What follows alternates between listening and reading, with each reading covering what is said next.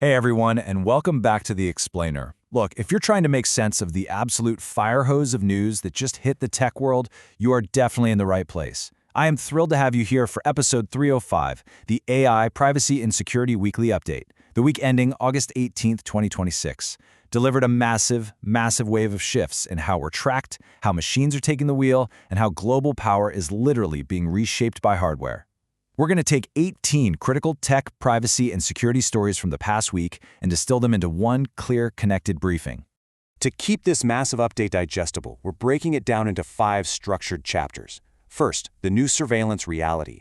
Then, AI autonomy and manipulation, cyber and data nightmares, global tech and supply chains, and we'll wrap up with law, privacy, and the ultimate upshot. Let's get right into it. Starting things off with Chapter 1, the new surveillance reality. Watching the physical world. Okay, so we are watching 3 completely distinct privacy battles blow up right now. First off, flock safety. Their AI-powered license plate cameras are facing a fierce citizen backlash here in the US. People are swarming city council meetings, some are even out there vandalizing the cameras. And it's because these systems don't just flag stolen cars anymore, they are creating a permanent, highly detailed record of your everyday travel patterns. Meanwhile, over in Germany, the digital rights group Hate Aid just slapped Meta and EssilorLuxottica with a criminal complaint. Why? Because Meta's Ray-Ban smart glasses make covert recording a little too easy, which crashes right into Germany's incredibly strict privacy laws. And finally, OpenAI. They just dropped their screenshot surveillance idea for a new opt-in feature called Computer History.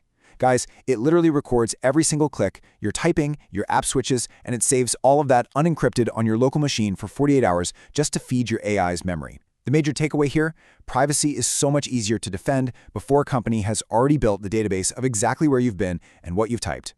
Which brings us to a frankly chilling question. Visible cameras and opt-in keyloggers are one thing, right? But if they can track your body through solid walls, what on earth happens when they start tracking your thoughts? There's this wild contrast right now between what we broadcast physically and what we broadcast mentally. Check this out. Researchers at the Karlsruhe Institute of Technology just proved they can identify individuals with nearly 100% accuracy using nothing but ordinary Wi-Fi signals. No cameras, no tracking device in your pocket. They literally use unencrypted beamforming feedback data bouncing off your router to create a radio-based image of you through a wall. It is completely invisible surveillance. Now flip over to the other side. Brain mining. Apple, Meta, Snap, they are all actively developing consumer neurotech to monitor your brain activity. Right now, yeah, it's being pitched as a way to translate thoughts to speech for paralyzed patients, which is amazing. But the endgame commercial goal? Decoding your actual emotions and intentions. The upshot here is that your next big privacy threat isn't just what your phone tells the network, it's what the network can silently deduce about you. Let's shift gears to Chapter 2, AI autonomy and manipulation. The machines take the wheel.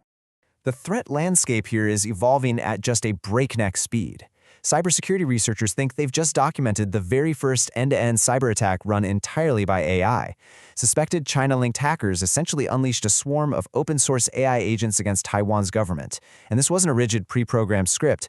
The AI independently mapped out 21 different systems, it compromised 85 accounts, and it adapted its tactics on the fly over 4 days.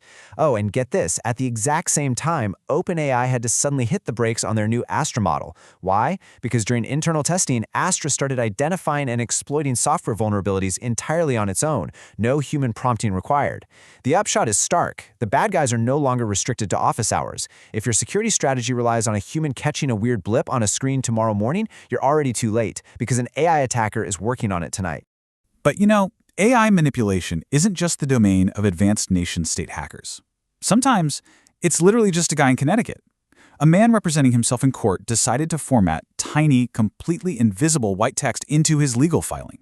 This text explicitly instructed any AI system that might process the document to side with his arguments. He even slipped a SpongeBob Nosferatu joke in there. He claimed it was just an audit to see if the court was secretly relying on AI to read legal briefs. Well, the judge was absolutely not amused and banned him from electronic filing entirely. But beneath the dark comedy of that story is a really vital warning. Literally any digital document you open today could contain a hidden voice, completely invisible to your eyes, telling an underlying AI exactly what to do. All right, Chapter 3, Cybersecurity and Data Nightmares, Systemic Failures. Okay, public service announcement right up front. You need to check your settings today. There is a critical flaw, CVE 2026-65400, that is being actively exploited right now on Macs. It's got a severity score of 9.8. Basically, if you have Apple's built-in screen sharing turned on and port 5900 is exposed to the internet, attackers can completely bypass your password and get full root-level control of your machine. Update your Mac immediately. Over on the corporate side, Siva Logistics, which is this massive global shipping company, just got hacked. This breached data from major banks, retailers, and really specifically, Valve's Steam hardware customers. It turns out Siva was hanging on to shipping data for 90 days post-order. So the upshot? The absolute weakest link in your personal cybersecurity might be a third-party shipping company you never even knew possessed your details. And that vulnerability really extends to how we store our data in the first place. Just look at this contrast between the digital and the physical. A PBS station right now is completely locked out of 50 terabytes of its own data because their cloud provider, Iron Mountain, essentially ghosted them. The hardware is physically there, but the digital access is totally broken. Meanwhile, a fascinating investigation by 404 Media tracked rare, physical books to a secretive Amazon facility in Las Vegas. Amazon is literally stripping the bindings off these obscure books so they can rapidly scan them for AI training data, physically destroying the original copies in the process to feed their algorithms. The upshot? Your critical data absolutely needs an exit strategy. And honestly, if the information really truly matters, sometimes a dusty physical shelf is the safest backup you've got.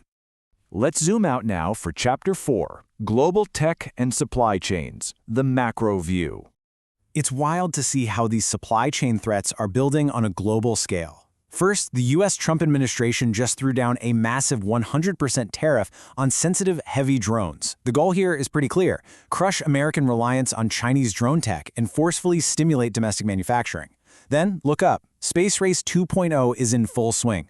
Both China and the U.S. are sprinting for the lunar South Pole by 2030, basically to claim water ice deposits. But it's not just about rocket fuel. China is already actively publishing lunar geological mapping standards. Why does that matter? Because the first one to build the base sets the rules for everyone else. Finally, the UK's Royal Navy just had a rather embarrassing realization. They discovered that the cameras mounted on their unmanned Kraken surface vessels were secretly sending a data heartbeat straight back to China. The big picture here? Strategic tech is fundamentally rewriting the rules of global economics and national security.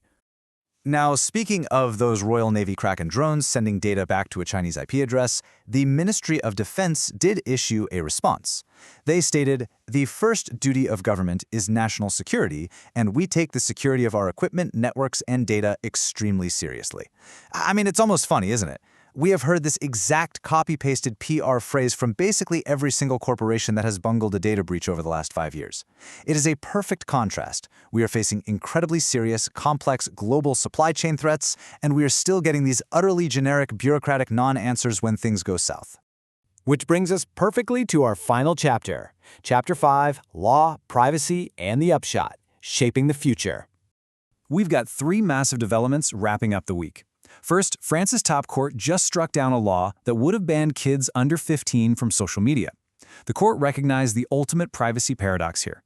To force everyone to verify their age, you have to force adults to surrender vast amounts of highly personal identity data just to browse the web. Second, Anthropic is officially rolling out invisible statistical watermarks into anything generated or even just lightly edited by its Claude AI. They're doing this to comply with the EU AI Act, which means the days of saying, "Oh, the AI just helped me proofread," without leaving a permanent digital fingerprint? Yeah, those days are over. And finally, Stripe just bought OpenRouter for an absolutely staggering $7 billion. And here's the kicker. OpenRouter doesn't actually build AI models. They are just a gateway that lets developers seamlessly bounce between 400 different models. They shot from a $1.3 billion to a $7 billion valuation in a matter of months. The market upshot is undeniable. AI is becoming a pure infrastructure play, and the flexibility to swap models on the fly is now worth infinitely more than brand loyalty. So we have covered an enormous amount of ground today, from the micro-level signals bouncing off our routers all the way up to macroeconomic lunar standards. I want to leave you with this final thought to chew on as we head into next week. In a world where cameras are literally disappearing into our eyeglasses, where your ordinary household Wi-Fi tracks your physical steps through solid walls, and where AI not only writes code, but actively launches its own cyber attacks, are you still the consumer of this technology, or have you simply become the training data? Thank you so much for joining me on this explainer. Keep learning, stay focused out there, and I will see you next time.